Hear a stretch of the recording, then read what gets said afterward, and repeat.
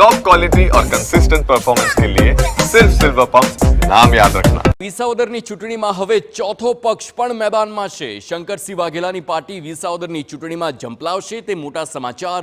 પ્રજાસત્તાક democratic party Visavadar અને કડીમાં ઉમેદવાર ઊભા રાખશે।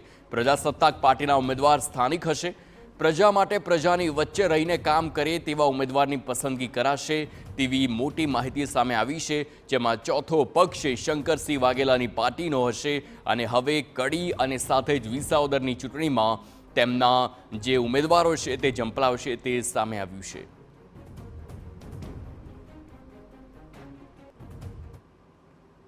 તમે ચાલ્યા હોય તો તમારે આ પ્રમાણે ઉમેદવારો જરૂર પડતા ઊભા રાખવા પડે, પણ મારા ઉમેદવારનું ધોરણ હાઈ છે।